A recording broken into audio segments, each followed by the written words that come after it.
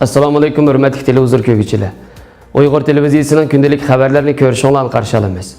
Oldi bilan xabarlarimizning muhim mazmunlarini tanishtiramiz. Sharq Turkistonda korxonalar yangi shagird tuzumini umumyuzlik yo'lga qo'ydi. Xitoy doiralari Uyg'ur tarixini qayta sharhlamoqda. Amerikaning Xitoyda turishliq bosh elchisi Tibetni ziyorat qilmoqchi. Xabarlarimizning oxirida Uyg'urlardagi qizlarning qo'liqini tiyish odatiga to'xtalamiz. Tövəndə diqqətinizlə xəbərlərimizdən təfsili məzmunlarda bolsun.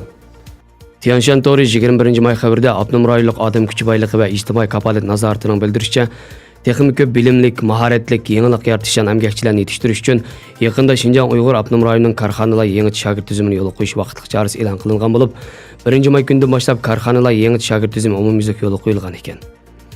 Karxanalar yeni şagird tüzümü hökumət yetəkləş, karxanalarını asas qilish, məktəblə qatnış prinsipi boyunca karxanalarning texnik maharat iş o'rniga yangidan qabul qilinganlar va ish o'rni almashgan xodimlarni tarbiyalash obyekti qilib, ishchi qabul qilganlik, o'quvchi qabul qilganlik bo'lish, karxanaga kirganlik, maktab kirganlik bo'lish, karxana va maktab qo'sh ustoz birlashib yetishtirishni asosiy andizi qilib, karxana bilan maktab hamkorlashish, ishlash bilan o'qishni girallashtirish usuli orqali karxanalarning texnik maharat ixtisosliklarini yetishtirish tuzumini o'tirib qo'yib, amallashtirishni ko'rsatdi ekan. Mazkur e'lon qilingan vaqtlik chorada mundaq aniq belgilandi. Karxanalar yangi shagird tüzümüdə 45 yaşdan tövən, karxana bilan 1 yildan ortiq əmgək toxtamı imzalagan, texnik maharat iş o'rniga yangidan qabul qilingan xodimlar va ish o'rni almashgan xodimlar yetishtirish obyekti qilinadi. Yetishtirish nishoni karxanalarning ish o'rni talabiga uyg'un keladigan o'ttira, yuqori darajalik texnik ishchilarni asos qiladi. Yetishtirish muddati 1 yildan 2 yilgacha bo'ladi. Alohida ahvolda 3 yilga uzartishga bo'ladi. Karxanalar yangi shagird tüzümü karxanalarni asos gavda qilib tashkilli qanot yaydiriladi. Karxana tarbiyalash obyektini o'z oldiga bekitadi. İş o'rni talabiga asosan tarbiyalash vazifasini bekitib, tarbiyalash aparatlari bilan hamkorlik kelishim imzolaydi. Karxana munavvar yuqori texnik maharat ixtisoslarini tanlab, ustoz shogirdni yetaklashni qanot yaydirdi. Tarbiyalash aparatlari qaratmalik o'qitishni qanot yaydirib, tarbiyalash vazifasini hamkorlashib tamomlaydi. Shundaqla shogirdlarning ish haqi əmgək to'xtamidagi butun bo'yicha beriladi. Shu joyning eng tuvan maosh o'lchamidan tuvan bo'lsa bo'lmaydi deganlar belgilangan. Kuzatuvchilarning bildirishicha, Xitoy hukumatining bundaq karxanalar yangi shagird tüzümünü yo'l qo'yish vaqtlik chorasini yo'l qo'yish orqali xalqaro jamiyatning diqqat nazarini burab, Sharq Turkistonda aman qolgan Ostondagi Uyg'ur jamoatini yana bir qatim niqoblashtirilgan turma yoki lager tusini olgan o'rinlarga o'rinlashtirish orqali tubdan kontrol qilish, osmolasiya qilish ekan.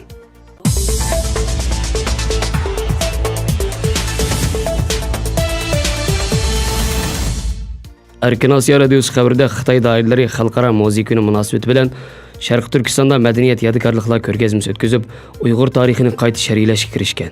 Xitoy taratqullarining xabar qilishicha, bu faoliyat Uyg'ur Abnum rayonluq muzeyining sahibxonligida o'tkazilgan bo'lib, uningga Sharq Turkistondan topilgan 1000 parcha madaniy yadigarlik qo'yilgan.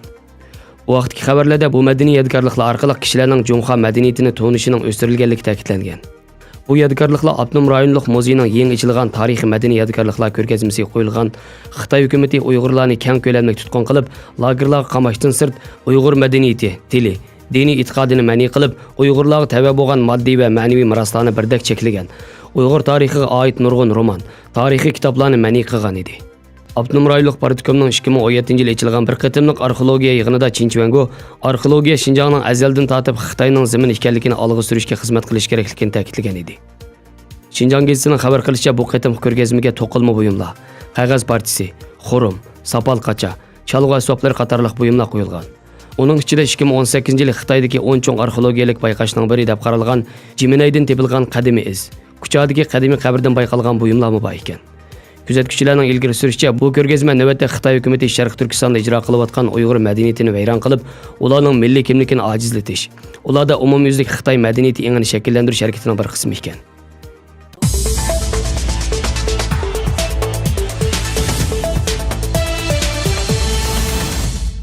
Amerikaning Beyjing turishliq bosh elchisi Terry Branstad bu hafta ichida Tibetni ziyorat qiladiganligini e'lon qildi. Branstadning ziyorati Amerika-Xitoy so'z suhbati mag'lub bo'lib, ikki davlat munosabati keskinlashib ketgan bir mazgilga to'g'ri kelgan bo'lib, Amerika bosh elchisining 2015-yildan beri tunji qatim ziyorat qilishidir.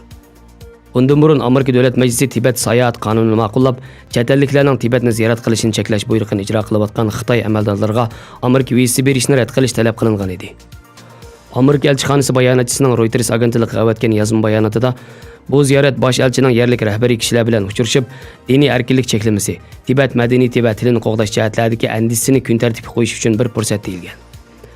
Elchixona bayonotchisining bildirishicha, navbatda Branstat, Qinxay va Tibetga qo'shni rayonlarni ziyorat qilayotgan bo'lib, bu jarayonda yerlik amaldorlar bilan suhbat o'tkazadi ekan. Shuningdek, diniy va madaniy yodgorlik o'rinlarini ziyorat qiladi ekan. Tramp hukumati Xitoyning Sharq Turkistondagi kishilik huquq dafsandichiligini qattiq tanqid qilib kelgan bo'lsa-mu, lekin hozirga qadar jazolash mexanizmini ishga solmagan. Shu munosabat bilan Tramp hukumati va Amerika Davlat Majlisi Xitoyning Sharq Turkistondagi kishilik huquq dafsandichiligini jazolash, Uyg'ur kishilik huquq qonunini tezroq ma'qullash haqidagi kuchli besimga uchrab keldi.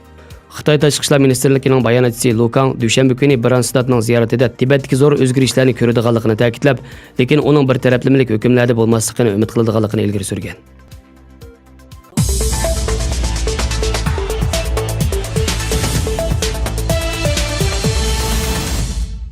Uyg'urlarda qizlar 7 yoshga kirganda quloqini teshib holiqqa selib qo'yish odati bor bo'lib, bu odat nihoyat uzun zamonlardan beri izchil davomlashib kelmoqda.